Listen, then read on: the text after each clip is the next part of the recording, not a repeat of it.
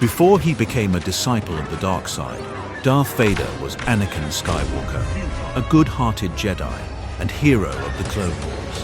While he was considered one of the most powerful Jedi in the galaxy, Anakin had broken the Order's code by secretly marrying Senator Padme Amidala.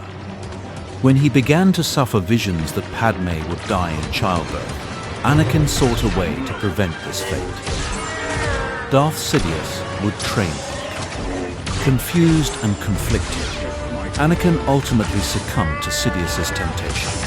Rechristened as Darth Vader, he became an agent of evil. Without mercy, Anakin led a legion of clones into the Jedi Temple and personally killed both fully trained Jedi and novice younglings alike. On the lava planet Mustafar, where he had been sent to assassinate Separatist leaders, Vader battled his former master and friend, Obi-Wan Kenobi.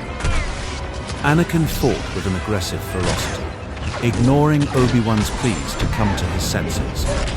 Ultimately, the Jedi Master bested the new Sith. Vader was left severely injured and burned on the banks of a lava river, filled with anger and hate. Once the heroic Jedi Knight named Anakin Skywalker, Darth Vader was seduced by the dark side of the Force. Forever scarred by his defeat on Mustafar, Vader was transformed into a cybernetically enhanced Sith Lord. Vader quickly became a symbol of the Empire, serving as Palpatine's fearsome enforcer. He hunted down fugitive Jedi who had escaped Order 66, backed by the fearsome Inquisitores. Vader's sudden arrival within the Imperial hierarchy gave rise to many rumors. Some high-ranking Imperials claimed he was a laboratory creation, built to mimic the fallen Separatist warlord General Grievous, while others whispered that he was a technologically augmented warrior, schooled in the now forbidden arts of the Force. Only a few guessed the truth, that Vader was the reborn Jedi, Anakin Skywalker. Vader's fall to darkness was punctuated by the resurgence of his old master, Obi-Wan Kenobi, about 10 years into the Empire's reign. Forced out of hiding, the former master and his fallen apprentice were reunited on Mapuzo. This time, it was Kenobi who was badly injured in the fight, suffering severe burns after being dragged through a wall of flame. However, Kenobi regained his health and his spiritual strength. When they clashed sabers not long after, Obi-Wan emerged victorious, leaving Vader with a shattered helmet and stoking his seething hatred.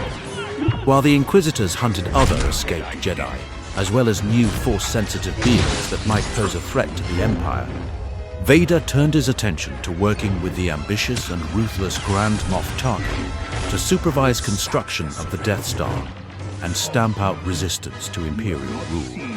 After the Grand Inquisitor's death, Vader became a more active participant in the hunt for the Lothal rebels and their Jedi.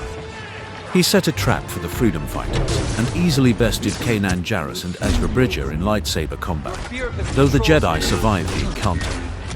Vader also single-handedly wiped out most of Phoenix Squadron, but it was during this battle that he made a startling discovery. Ahsoka Tano lived. Surprisingly, Darth Vader constructed his own castle, a testament to his might, at the site of his greatest defeat, the fiery lava world, Mustafar. The location and design of the castle came as much from the dark side as it did from Vader's personal history. However, the complex sits atop an ancient Sith cave, and the tuning towers serve as a conduit for the dark side of the Force. Vader would rest in his castle, often in solitary meditation, or alone in a Bacta tank, awaiting orders from his master. Once the Death Star was complete and tested on Jedha, he summoned Director Orson Krennic, instructing the Imperial that the superweapon was to remain a covert tool of destruction. Only when the time was right would its existence be revealed to the galaxy. When the plans for the Death Star were stolen, Vader would take action to clean up Krennic's mess, personally slaughtering a squad of rebel soldiers and leading the hunt for the data tapes. 19 years after his battle with Obi-Wan Kenobi, Darth Vader remained the Empire's tyrannical hand.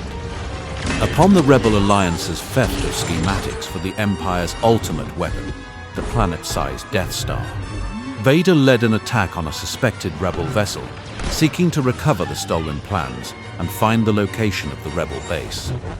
Meanwhile, Rebel leader Princess Leia hid the data tapes and a distress message, and inside the droid R2-D2, sending him to Tatooine in search of Obi Kenobi. Vader and his stormtroopers killed all aboard with the exception of the princess, opting to take her to the Death Star for interrogation. Leia proved able to resist a mind probe, and Obi-Wan Kenobi, having received R2's message, soon arrived with the astronaut, Luke Skywalker, Han Solo, Chewbacca, and C-3PO. Vader and Obi-Wan clashed one last time, with the Sith Lord striking down his former master. Luke, Leia, and the heroes were able to escape, but only because the Empire allowed it. Vader had placed a tracking device on their ship, which led the Empire to the Rebels' secret base. As the Death Star closed in, the rebels mounted an attack, with Vader himself entering the fray in his TIE Advanced starfighter. Streaming through the Death Star trench and about to finish off the last of the rebels, Luke Skywalker in his X-Wing. Vader and his women were attacked from behind by the Millennium Falcon.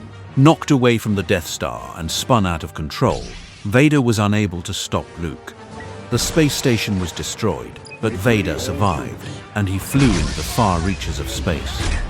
After the destruction of the Death Star, Darth Vader became obsessed with finding Luke Skywalker. He had dispatched probe droids across the galaxy, finally locating the Rebel base on the remote ice planet Hoth. Upon his arrival, the rebels had already escaped, but he pursued Luke's friends with relentless fervor. With the Empire unable to secure the Millennium Falcon, Vader hired bounty hunters to track down the starship, and the deadly Boba Fett eventually set a trap for the heroes on Cloud City. Believing they had found sanctuary, Han, Leia, and company actually found Vader and the Empire waiting. Vader tortured Han in an effort to lure Luke to Bespin, and later had Solo frozen in carbonite. Finally, Luke, who had cut his Jedi training short to save his friends, arrived and dueled with Vader. The Sith Lord proved too powerful. He brutalized Luke with flying debris and eventually severed his right hand with his lightsaber. Seeking to bring Luke to the dark side, Vader revealed that he was Luke's father, a shock that rattled the young Jedi to the core. Rather than join Vader, Luke chose to fall into a deep abyss and survived.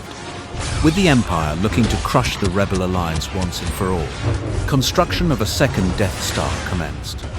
Darth Vader and the Emperor were personally overseeing its completion, though Vader's master had another plan: to lure Luke Skywalker to the dark side of the Force. Vader and the Emperor waited for Luke to come to them, which he did. The young Jedi believed there was still good in his father and tried to turn him back to the light side. Vader was conflicted, but still brought Luke before the Dark Lord. The Emperor taunted and tempted Luke, leading to a final duel between Vader and his son. Giving in to his hate, Luke overpowered Vader, cutting off his hand, and was poised to deliver the killing blow. The Emperor commanded that Luke finish his father and join the dark side. But the young Jedi refused, opting instead to throw away his lightsaber. Enraged at this denial, the Emperor shot Force lightning into Luke, torturing him. Vader rose, the good in him awakened by his son's compassion, and destroyed the Emperor. While he had suffered fatal injuries from the Emperor's lightning, Vader's redeeming final act restored his consciousness to Anakin Skywalker, and he had one last moment with Luke before peacefully accepting his death.